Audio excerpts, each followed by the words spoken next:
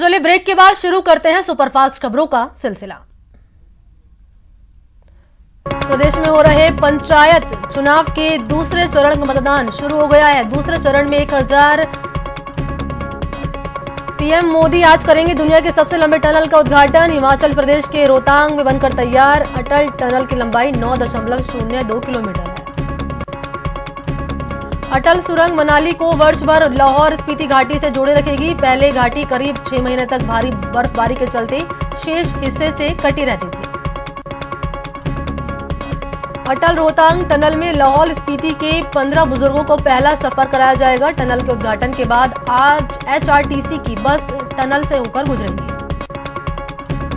हाथरस कांड में योगी सरकार की ओर से बड़ी कार्रवाई की गई है। हाथरस के एसपी, डीएसपी और इंस्पेक्टर पर गाज गिरी है। तीनों को सस्पेंड किया गया है। वहीं थाने के सभी पुलिसकर्मियों का नार्को पॉलीग्राफ टेस्ट कराया जाएगा। हाथरस मामले में मुख्यमंत्री योगी आदित्यनाथ ने पीड़ित परिवार का नार्को टेस्ट कराने का फैसला भी किया है। प्राथमिक जांच रिपोर्ट के आधार पर यह फैसला किया गया है। योगी सरकार की कार्रवाई पर कांग्रेस महासचिव प्रियंका गांधी ने प्रतिक्रिया दी। प्रियंका गांधी ने कहा कि कुछ मोहरों को सस्पेंड करने से क्या होगा। हाथरस की पीड़िता उसके परिवार को भीषण कष्ट किसके ऑर्डर पर दिया गया।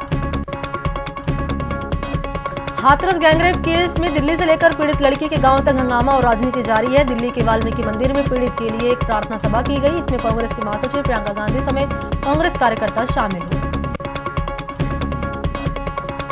आम आदमी पार्टी के सांसद संजय सिंह ने कहा कि ये क्या अन्याय है। योगी जी, गुड़िया तो अपने साथ हुई दरिंदगी का बयान देकर दुनिया से चली गई। उसका शव जबरन जला दिया गया। हाथरस की घटना को लेकर बीजेपी नेता उमा भारती ने भी सवाल उठाए। उमा भारती ने ट्वीट कर सवाल सीएम योगी से अपील की, मीडिया कर्मियों को और अन्य राजनीतिक दलों के लोगों को पीड़ित परिवार से मिलने दीजिए। बीजेपी के वरिष्ठ नेता उमा भारती ने हाथरस कांड पर प्रतिक्रिया देते हुए कहा कि देश में राम राज्य लाने का दावा किया गया है, किंतु इस घटना पर पुलिस की संदेहपूर्ण कार्रवाई से आपकी यूपी सरकार और भारतीय जनता पार्टी की छवि पर आंच आई है। पीड़िता के परिजनों को इंसाफ दिलाने के लिए समूचा विपक्ष एक सुर में पीएम मोदी और सीएम योगी पर हमलावर है। इस बीच समाजवादी पार्टी के अध्यक्ष अखिलेश यादव ने ट्वीट कर प्रदेश के डीएम और एसपी के खिलाफ एफआईआर की मांग की है। पूर्व मुख्यमंत्री अखिलेश यादव पीड़िता के परिवार से मिलने की तैयारी में है। विदेश से लौटते समय अखिलेश यादव दिल्ली से सीधा हाथरस जाएंगे। वो 4 अक्टूबर को हाथरस पहुंचने वाले हैं। जंतर मंतर पहुंचे दिल्ली के मुख्यमंत्री अरविंद केजरीवाल ने हाथरस गैंगरेप के दोषियों को जल्द फांसी की सजा देने की मांग की है। पीड़ित लड़की के बुलगड़ी गांव में भी हंगामा हुआ। पुलिस ना तो विपक्षी नेताओं को पीड़ित परिवार से मिलने दे रही है और ना ही मीडिया को एंट्री देने दी रही है। गांव की सीमाओं पर पुलिस ने बैरिकेडिंग लगा दी है। इससे पहले टीएमसी के नेताओं ने गैंगरेप पीड़ित के गांव में जाने की कोशिश की, लेकिन पुलिस ने गांव के बाहर ही रोक दिया। इस दौरान धक्का मुक्की में तृणमूल सांसद डेरेक ओब्रायन को जमीन पर गिर गए।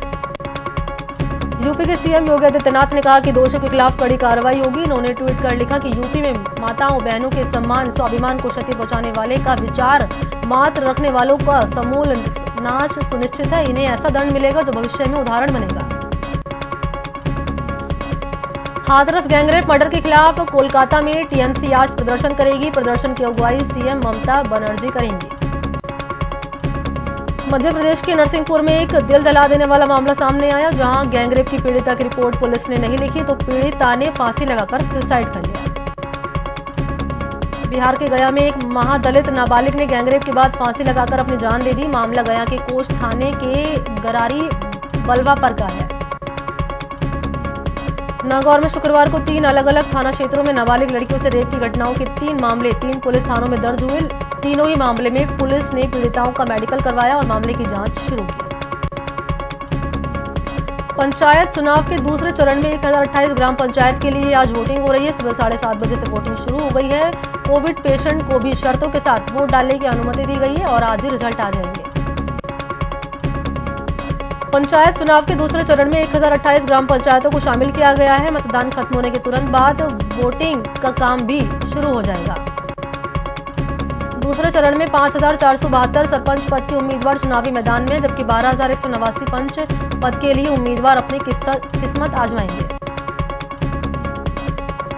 राज्य निर्वाचन आयोग ने कोरोना गाइडलाइन का सख्ती से पालन करने के निर्देश दिए। पहले चरण में सोशल डिस्टेंसिंग की पालना नहीं होने से नाखुश आयोग के आयुक्त पीएस मेहरा ने जिला निर्वाचन अधिकारियों को कोरोना गाइडलाइन की सख्ती से पालन करवाने के निर्देश जारी किए।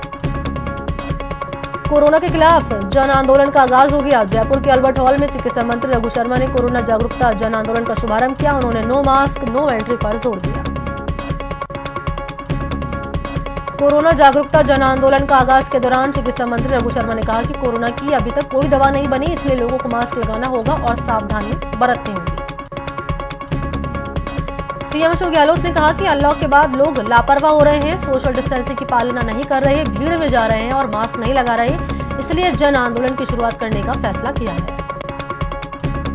जन आंदोलन अभियान के पहले फेज में प्रदेश के 11 जिला मुख्यालयों वाले शहरों को शामिल किया गया। ये वही शहर होंगे जहां कोरोना के बढ़ते फैलाव को देखते हुए धारा 144 लगाई गई है। जन आंदोलन के आगाज के बाद लोगों को मास्क बांटने का अभियान भी शुरू किया गया। जयपुर के चारदीवारी इलाके में चिकित्सा मंत्री रघु शर्मा और शिक्षा मंत्री गोविंद सिंह डोटासरा ने लोगों को मास्क बांटे और अगले 1 महीने तक मास्क लगाने की अपील की। अभियान के दौरान प्रदेश में 1 करोड़ मास्क बांटे जाएंगे। इसके लिए 3 और 4 अक्टूबर को सभी मंत्री और विधायक अपने जिलों और विधानसभा के दौरे पर रहेंगे, साथ ही घर घर जाकर लोगों को जागरूक करेंगे। कांग्रेस जन घोषणा पत्र के वादों का लेखा जोखा रिपोर्ट कार्ड जनता के सामने रखा गया। सभी मंत्रियों ने अपने अपने विभागों के कामकाज का लेखा जोखा जनता के सामने रखा।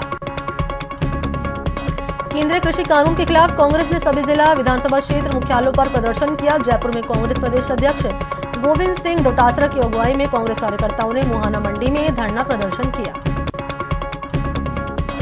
कृषि कानून के खिलाफ कांग्रेस ने देशव्यापी हस्ताक्षर अभियान शुरू किया। अजमेर में भी इस अभियान की शुरुआत की गई। इस अभियान के तहत कांग्रेस कार्यकर्ताओं ने बाजारों में घूमकर दुकानदारों से हस्ताक्षर करवाए। दौसा में भी इस हस्ताक्षर अभियान का शुभारंभ किया गया। इस दौरान दौसा विधायक मुरारीलाल मीणा के नेतृत्व में कांग्रेस गांधी तिराहे पर इकट्ठा हुए और हस्ताक्षर अभियान में हिस्सा लेकर तीनों कृषि कानूनों को वापस लेने की मांग रखी।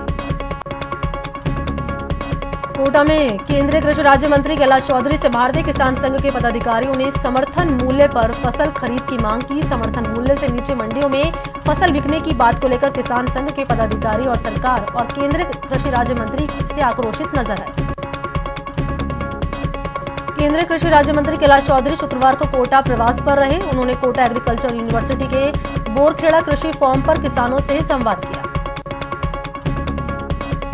कांग्रेस प्रदेश अध्यक्ष गोविंद सिंह डोटासरा का बीकानेर दौरा स्थगित हो गया। डोटासरा ने इसकी जानकारी ट्वीट करके दी। चिकित्सा मंत्री रघु शर्मा आज भीलवाड़ा दौरे पर जाएंगे, जहां वो शाम 5 बजे कोरोना जन जागरण अभियान की शुरुआत करेंगे। बीकानेर में आज केंद्रीय मंत्री अर्जुन राम मेघवाल सुबह 11 बजे प्रेस कॉन्फ्रेंस करेंगे। सर्किट हाउस में ये प्रेस कॉन्फ्रेंस की जाएगी। डॉक्टर वीडी कल्ला आज 2 दिवसीय दौरे पर बीकानेर जाएंगे, जहां वो कई कार्यक्रमों में शिरकत करेंगे। प्रदेश में दुष्कर्म के मामलों को लेकर पूर्व मुख्यमंत्री वसुंधरा राजे ने राज्य सरकार से ऐसे मामलों में तत्काल ध्यान देने की जरूरत बताया है। राजे ने ट्वीट कर लिखा कि पिछले कुछ समय से प्रदेश के कई जिलों में सामने आ रही दुष्कर्म की घटनाएं मानवता को शर्मसार करने वाली है।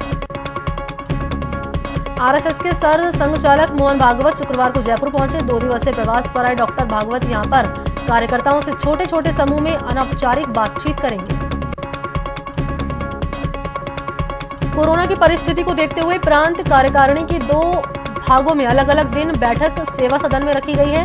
एक बैठक में संघ कार्य विभागों के कार्यकर्ता रहेंगे और 4 अक्टूबर को दूसरी बैठक में पर्यावरण सामाजिक कार्यकर्ता रहेंगे। 5 अक्टूबर को कोटा के लिए प्रस्थान करेंगे, जहां 6 अक्टूबर को भारतीय किसान संघ के स्वदेशी जागरण मंच के संस्थापक दत्तोपंत ठेंगड़ी के जन्म शताब्दी सभा समारोह में जुड़ेंगे। अजमेर जिले में पंचायत चुनाव के दूसरे चरण में आज सरवाड़ पंचायत समिति की 26 ग्राम पंचायतों में वोटिंग होगी। पंचायत चुनाव के दूसरे चरण के लिए झुंझुनू के चुड़ावा में 24 और बुहाना की 25 ग्राम पंचायतों में वोटिंग होगी। इसके बाद तुरंत काउंटिंग होगी। श्रीगंगानगर के ग्राम पंचायत चुनाव के दूसरे चरण में आज श्रीगंगानगर जिले की सूरतगढ़ पंचायत समिति की 31 और घड़साना पंचायत समिति की 2 ग्राम पंचायतों में वोटिंग होगी। उदयपुर में दूसरे फेज के चुनाव के लिए प्रशासन ने तैयारियां मुस्तैद कर ली हैं। इसी के तहत कुराबड़ पंचायत समिति में शुक्रवार को सेक्टर और पंचायत समिति क्षेत्र के कार्मिकों की बैठक हुई। तो चलिए इसी के साथ इस बुलेटिन में इतना ही। नमस्कार।